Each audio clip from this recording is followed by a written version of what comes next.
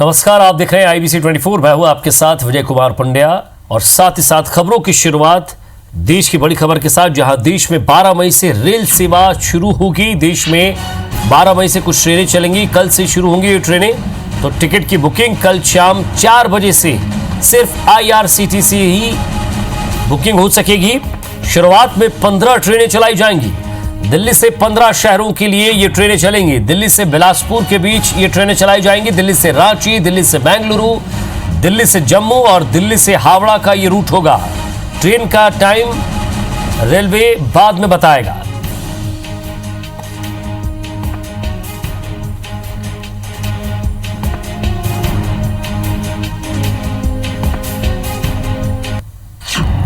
तो 12 मई से चलेंगी ट्रेनें, कल से शुरू होंगी ट्रेनों की बुकिंग। कल शाम 4 बजे से सिर्फ IRCTC ही इस साइट से आप बुकिंग कर सकते हैं। शुरुआत में 15 ट्रेनें चलाई जाएंगी।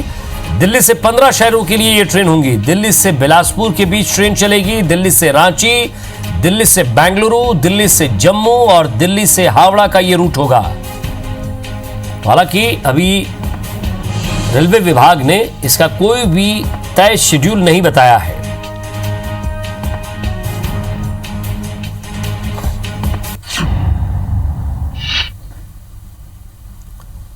लॉकडाउन में देश के कई राज्यों में फंसे राज्य के लोगों की जल्द वापसी होगी। छत्तीसगढ़ सरकार के अनुसार 11 स्पेशल ट्रेनों का संचालन मजदूरों, छात्रों और संकट में पड़े लोगों को लाने के लिए किया जाएगा। राज्य सरकार ने लोगों से कहा है कि वे जहां हैं वहीं रहें, वहां के स्थानीय प्रशासन से संपर्क में रहे। सरकार ने स्पेशल ट्रेनों के लिए एक लिंक जारी की है और इस पर ऑनलाइन रजिस्ट्रेशन कराया जा सकता है। ये ट्रेनें पठानकोट पंजाब से चांपा, साबरमती अहमदाबाद से बिलासपुर, विजयवाड़ा आंध्र प्रदेश से बिलासपुर, लखनऊ से रायपुर, लखनऊ से बिलासपुर से लखनऊ, रायपुर से लखनऊ और भाटापारा मुजफ्फरनगर बिहार, रायपुर और दिल्ली से बिलासपुर के लिए चलाई जाएंगी।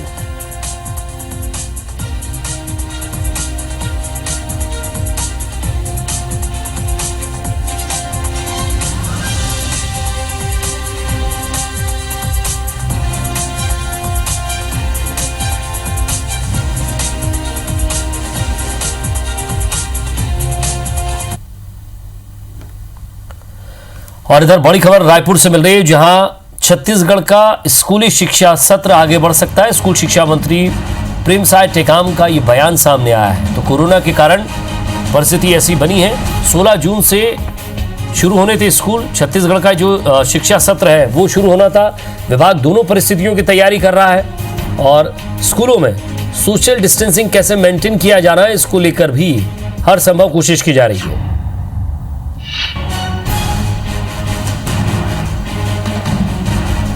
तो शिक्षा सत्र आगे बढ़ाया जा सकता है, इसको लेकर स्कूल शिक्षा मंत्री प्रेमसाय सिंह टेकाम का बयान आया है। उन्होंने कहा कि स्कूल में जब स्टूडेंट्स आएंगे तो उनके सोशल डिस्टेंसिंग का भी पालन यहां किया जाएगा।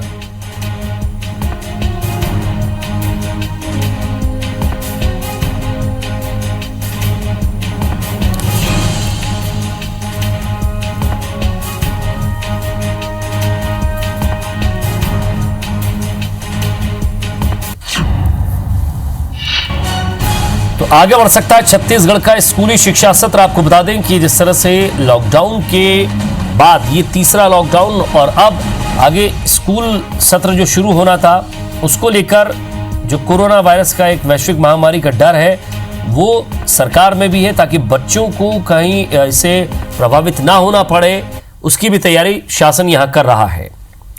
इधर लॉकडाउन के दौरान जिला प्रशासन ने व्यापारियों को राहत देते हुए कई प्रकार के व्यापार के संचालन की अनुमति दे दी है और इसके लिए जिला प्रशासन ने दिन और समय यहां तय किया है, जो टाइम टेबल जारी किया है। व्यापारियों को दुकान संचालन के लिए दिन और समय निर्धारित किए गए। इसके साथ ही सोशल डिस्टेंसिंग और मास्क जैसे सुरक्षा नियमों का पालन करना भी अनिवार्य होगा और ये जो आदेश दिया जाएगा, जो गाइडलाइन आएगी, उसके अनुसार ही काम करना होगा। इस खबर पर संदीप शुक्ला हमारे संवाददाता हमारे साथ सीधे लाइव जुड़ रहे हैं। संदीप, सबसे पहले तो ये बताइए कि किस किस बाजार को अनुमति मिली है, क्या अनुमति मिली है, निर्देश क्या है और गाइडलाइन क्या होगी?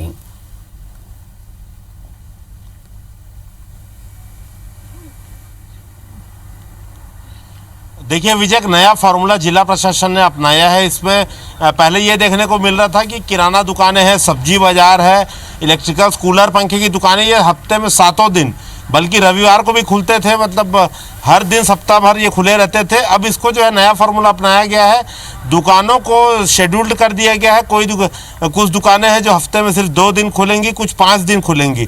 मैक्सिमम जो दुकानें हैं वो 3 बजे तक ही खुल पाएंगी। लेकिन एक बार चैम्बर बार बार अपील कर रहा था कि अन्य व्यापारियों को इस पर छूट मिले। तो जो नया छूट है वो कपड़े जूते की दुकानों को इसमें नई छूट मिली है। इसके अलावा हार्डवेयर, पेंट, सैनिटरी, इनका व्यापार पूरी तरीके से ठप्प पड़ा था। तो बार बार चैम्बर मुख्यमंत्री से मुलाकात करता, आज भी इन्होंने की है। तो कहीं ना कहीं इनकी सुनवाई हुई है। पंडरी जो पूरे प्रदेश का सबसे बड़ा कपड़ा मार्केट है, आसपास के प्रदेशों में भी कपड़ा जाता है, मालवी रोड और MG रोड, तो यहाँ के लिए समय निर्धारण किया गया है। पंडरी की जो दुकानें हैं हफ्ते में 2 दिन खुलेंगी, 4 दिन खुलेंगी दुकानें। उसमें ऐसा शेड्यूल रहेगा कि एक और की जो दुकानें हैं, एक लाइन की दुकानें में हफ्ते में 2 दिन, और उसके अपोजिट की जो दुकानें हैं वो हफ्ते में 2 दिन खुलेगी। इसी प्रकार से जो मालवी रोड है, जहाँ सबसे बड़ा इलेक्ट्रिकल्स का बाजार है, कपड़ों का बाजार है, वो जो है अब जब जयस्तंभ चौक से कोतवाली की तरफ जाएंगे तो एक तरफ की दुकानें हफ्ते में 2 दिन खुलेंगी और बाएं तरफ की दुकानें हफ्ते में 2 दिन खुलेंगी, दाहिने तरफ की दुकानें जो हैं हफ्ते में 2 दिन खुलेंगी। इसका डिटेल हम लगातार खबरों में बताते जा रहे हैं। तो अन्य बहुत सारे व्यापार हैं जिनको छूट मिली है। लेकिन देखिए एक बड़ा इसमें सवाल ये खड़ा होता है कि किराना दुकान हफ्ते भर खुलता था, 3 बजे तक खुलती थी किराना की दुकानें, उसको अब सिर्फ हफ्ते में 2 दिन तक सीमित कर दिया गया है। तो भीड़ वहाँ पर बढ़ सकती है, ये देखना होगा। सोशल डिस्टेंसिंग वहाँ पर बड़ा चैलेंज होगा।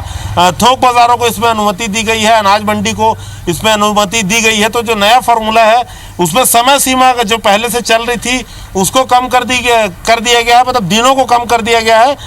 लेकिन नए बाज़ारों को छूट दिया गया, मतलब इन्वर्स फार्मूला है कि ज़्यादा दुकानें खुलेंगी लेकिन कम दिनों के लिए खुलेंगी। तो इसमें देखने वाली बात रहेगी कि भीड़ कितनी उमड़ती है और सोशल डिस्टेंसिंग बड़ा चैलेंज रहेगा। चैम्बर और छत्तीसगढ़ चैम्बर ऑफ कॉमर्स के अध्यक्ष है जितेंद्र भरलोटा, तो व्यापारी इसे कैसे देख रहे हैं, एक बार उनसे भी पूछ लेंगे। ओवरऑल आप इसे कैसे देखते हैं जो नया आदेश है? देखिए, लगातार जो लॉकडाउन के दौरान जो दुकानें बंद पड़ी थी, निश्चित ही उससे व्यापारी वर्ग बहुत परेशान था और हमारे ऊपर लगातार प्रेशर आ रहा था कि आप लोग दुकानें खुलवाइए करके। हमने मुख्यमंत्री जी से निवेदन करके कहा कि आप लोग धीरे धीरे जो व्यापार हम खोल सकते हैं जिससे ज़्यादा भीड़ भी नहीं आए और पूरे रायपुर शहर का व्यापार और सभी व्यापार चालू है। इस आदेश से कितना फ़ायदा मिला? इस आदेश से हम कल हमारी 3 दिन से लगातार जो चर्चा हो रही थी उसमें ये था कि जैसे पंडरी कपड़ा मार्केट है, वहाँ पर 600 से 700 दुकानें हैं, वहाँ पर भी सभी एसोसिएशनों की कल सहमति हुई और उनके हिसाब से हमने दुकानें को क्रमवार उन एसोसिएशनों को बोला कि आप लोग सोशल दूरी और जो सरकार के दिशा निर्देशों को उनका पालन करें। कुछ जगह कुछ प्रॉब्लम आ रहा है, जैसे मनिहारी जो एसोसिएशन है, सराफा एसोसिएशन है, होम अप्लाइंसेज है, बर्तन है, जनरल वस्तु है, ऑटोमोबाइल्स है, इन सब और इलेक्ट्रॉनिक्स और मोबाइल जो बहुत ज़रूरत की चीज़ें आज मोबाइल, इन सब चीज़ों के लिए भी लगातार हम लोग के ऊपर दबाव था। तो हमने आज अभी शाम को मुख्यमंत्री जी को दोनों विधायकों कुलदीप जुनेजा और विकास उपाध्याय की उपस्थिति में हम लोग धन्यवाद देने भी गए थे और उनसे राहत तो मिली है। हाँ, हम बहुत बड़ी राहत मिली। हम मुख्यमंत्री जी का आभार मानते हैं और हम पुनः मुख्यमंत्री जी से निवेदन किए कि वो बहुत जल्द। चलिए संदीप, एक सप्ताह और बाकी है लॉकडाउन को खत्म होने में। जो देश का लॉकडाउन है उसे समय बाकी है, लेकिन कुछ राहत यहाँ प्रदेश सरकार जरूर दे रही है। लेकिन इस राहत के साथ साथ सबसे बड़ी बात यह कि जो निर्देश है उसका पालन सही से अगर होता है तो जरूर इस बीमारी से बचाव की स्थिति है। वरना आप जानते हैं कि बाकी शहरों में किस तरह से वायरस के मरीज बढ़ रहे हैं। नजर बनाए रखिएगा। बहुत बहुत शुक्रिया इस तमाम बातचीत के लिए। कोरोना वायरस के कारण इस साल छत्तीसगढ़ का शिक्षा सत्र आगे बढ़ाए जाने की संभावना है। शिक्षा मंत्री प्रेमसाय सिंह टेकाम ने कहा कि राज्य में प्रतिवर्ष 16 जून से शिक्षा सत्र शुरू होता है, लेकिन इस वर्ष कोरोना के कारण सत्र आगे बढ़ाया जा सकता है। उन्होंने कहा कि विभाग दोनों परिस्थितियों को लेकर तैयारी शुरू कर रहा है। शिक्षा मंत्री से बातचीत की हमारे संवाददाता सौरभ सिंह परिहार ने।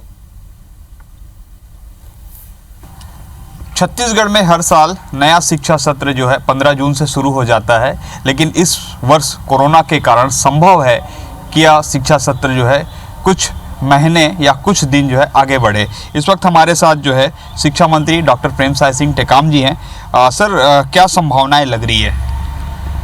नहीं, सामान्य परिस्थिति में तो हमारे शिक्षा सत्र क्योंकि 1 मई से लेके 15 जून तक गर्मी की छुट्टी रहती है, तो नया शिक्षा सत्र 16 जून से आरंभ होता है।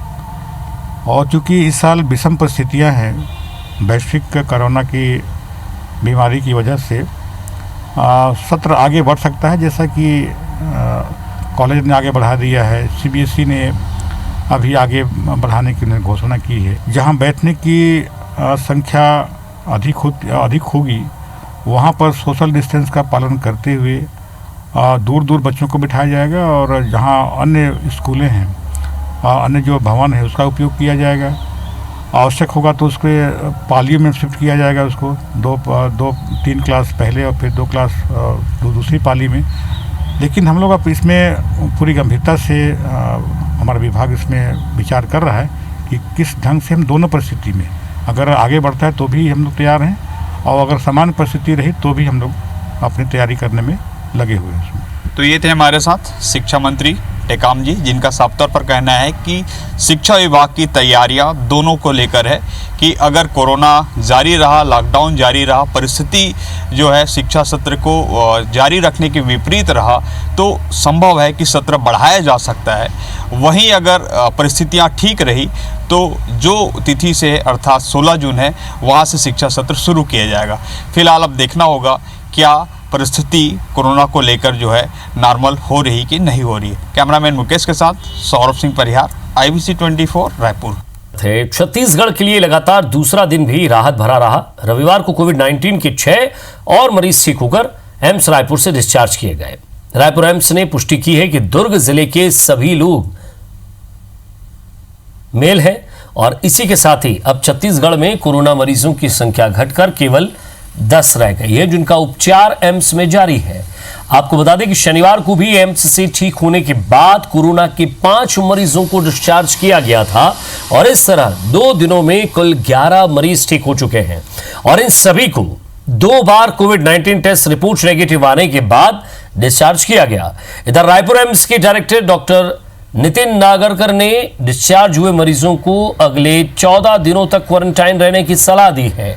छत्तीसगढ़ में अभी तक कोविड-19 में 59 मरीज मिले हैं, जिनमें से 49 मरीज ठीक होकर अपने घर वापस लौट चुके हैं।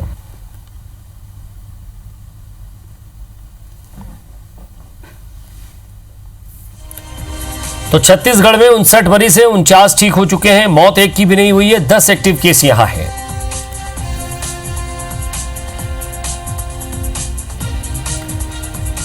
और मुख्यमंत्री भूपेश बघेल ने राज्य में कोरोना वायरस रोकथाम के लिए राज्य के 9 जिलों को 1 करोड़ 20 लाख रुपए की राशि मुख्यमंत्री सहायता कोष से स्वीकृत की है। मुख्यमंत्री सहायता कोष से रायपुर जिले को कोरोना रोकथाम के लिए 20 लाख रुपए की राशि स्वीकृत की गई है। वहीं इसी तरह राजनांदगांव, दुर्ग, कबीरधाम, बिलासपुर जिले को 15-15 लाख रुपए, और बलरामपुर, रामानुजगंज, सूरजपुर, गौरेला, पेंड्रा, मरवाई और मुंगेली जिले को 10-10 लाख रुपए की राशि स्वीकृत की गई है।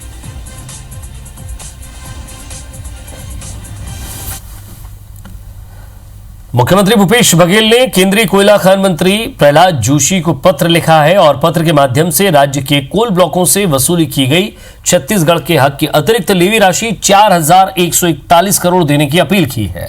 मुख्यमंत्री ने पत्र में बीते 23 जनवरी को भेजे गए अपने पत्र का भी जिक्र करते हुए कहा है कि प्रदेश के निरस्त किए गए कोल ब्लॉक में से कुल 8 पूर्व कोल ब्लॉक आवंटितियों से कोयला खानों से निकाले गए कोयले के एवज में 295 रुपए प्रति मीट्रिक टन की दर से राशि कोयला खान मंत्रालय की ओर से अतिरिक्त लेवी के रूप में जमा कराई गई है, जो लगभग 4140 करोड़ रुपए से भी अधिक है, और इस राशि को राज्य हित में देने का आग्रह किया गया था। लेकिन आज तक कोयला मंत्रालय की ओर से इस संबंध में की गई कार्रवाई की कोई जानकारी नहीं मिली। मुख्यमंत्री ने यह कहा है कि राशि उपलब्ध कराए जाने से कोरोना संक्रमण की रोकथाम और इससे उत्पन्न स्थिति से प्रदेश की जनता को हित होगा और अधिक मजबूती से काम किया जा सकेगा।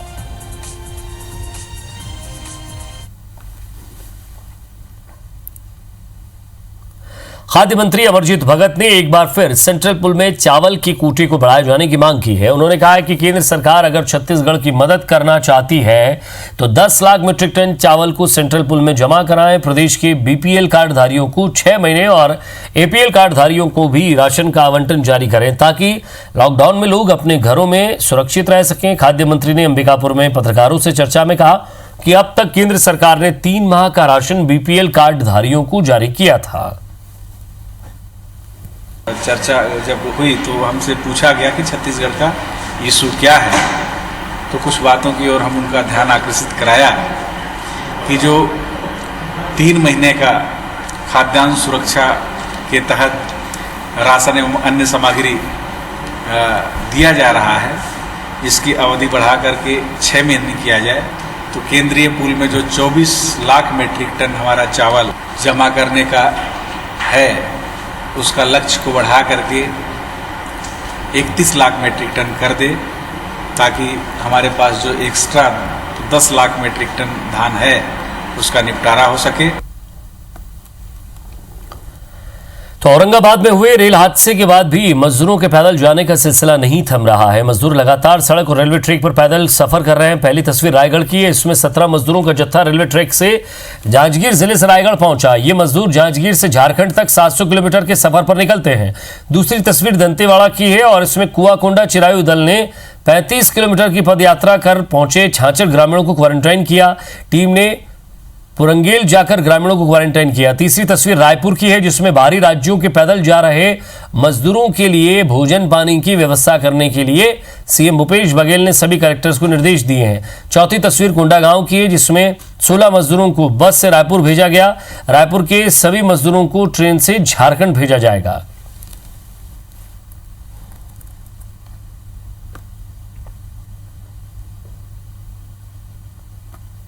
और इसी के साथ फिलहाल इस बुलेटिन में इतना ही। नमस्कार।